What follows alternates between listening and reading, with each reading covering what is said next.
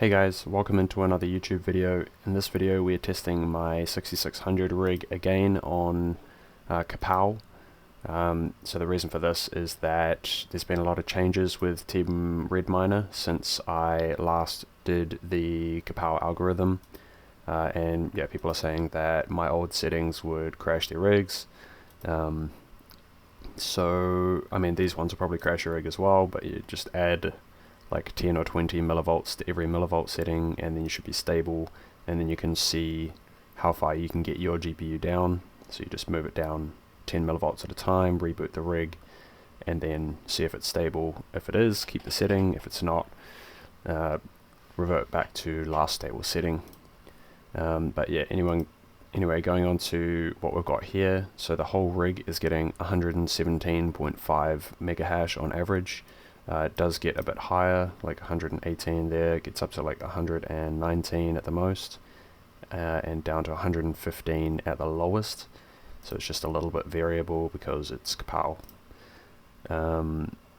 Which leaves us 14.69 mega hash per card, because there's 8 cards, so just divide it by 8. Software wattage you can see is between 41 and about 45. The actual consumption at the wall is 481 watts, so subtracting our system idle of 17 watts leaves us with 464 watts, which we divide by 8 to get 58 watts per GPU.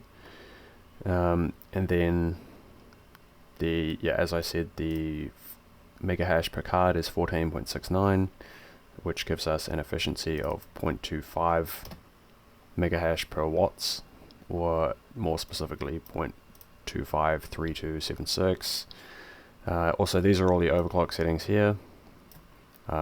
These are just the fan speeds that it would sit at on auto fan, with a target of 50 degrees on the core. And yeah, we've got some really good efficiency. If we jump over and compare that, just here in this table, you can see that the 6600 is now in line with what the 6600 XT and 6700 XT are getting. I haven't personally tested my 6800 recently, like with this new update on Ravencoin, so this one's a bit out of date. I imagine that'd be about 0.25 as well. But yeah, pretty much all the 6000 series cards are around 0.25 on the efficiency on Ravencoin, Firo, Neoxa, Meowcoin, and the only one that can even come close to it is the A2000 at 0.2388, but that's also a power measuring device, or PMD reading, so you'd lose a little bit more efficiency than that as well. Might be closer to 0.21 or even 0.20. So yeah, these 6000 series cards are way more efficient than all the NVIDIA cards. Here's a photo to show the power draw at the wall. 481. It varies between 478 and 483. So went with 481 as the median value. And yeah, super good efficiency. So you can see all the overclock settings here. If you're trying to copy these settings, just choose which one is the model that you have. So this bottom one here, the power color XL, is a Hellhound, and this power color is just a regular power color. Yeah, got the Sapphire, ASRock, XFX, and MSI as well.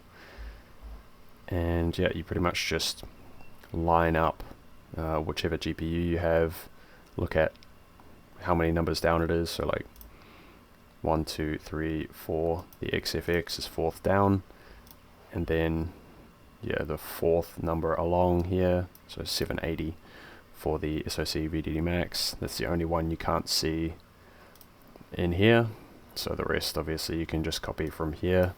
Maybe zoom it up a bit so you guys can see it a bit better. Yeah, so those are the overclock settings, including that SoC setting that you can only see when I do this. Yeah, so super efficient.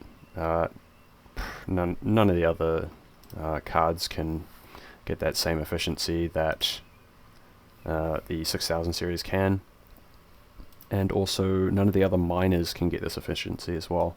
Team Red Miner is the only one that can do it. And yeah, we'll have a look at this. So the efficiency table on Minerstat.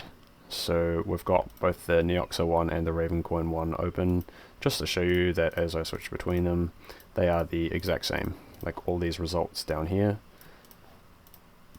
don't change, they are the exact same, because it's the exact same algorithm.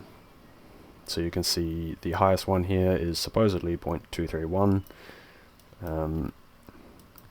just because they have slightly inaccurate results, because they probably, or however they've sourced this information, they haven't fully undervolted the cards, so you can get slightly better results than what they have. But yeah, these are good as an indication anyway. We are achieving 0.25, so more efficient than any card they have listed here. This is what to mine as well, so if you click on the 6600, it tells you can get 14 mega hash at 80 watts, but we know we can get 14.69 at 58 watts, so significantly less wattage than the 80 watts that they had listed. And again, that's just probably due to not undervolting. It's easy to skip over, especially when you're used to NVIDIA cards, so yeah, they probably just miss it on here quite often. But yeah, there's not a lot of profitability to be had here at the moment. Neoxa is 12 cents per day if you have free power, but my power is 0.14, so USD, so yeah, everything is just unprofitable, significantly unprofitable. Ravencoin is at negative 6 cents per day per card, so yeah, I will not be doing that. Yeah, the best I could do is break even, which I'm not going to do. I'm just going to leave my rigs off, except for testing purposes, and until such a time as they become profitable again.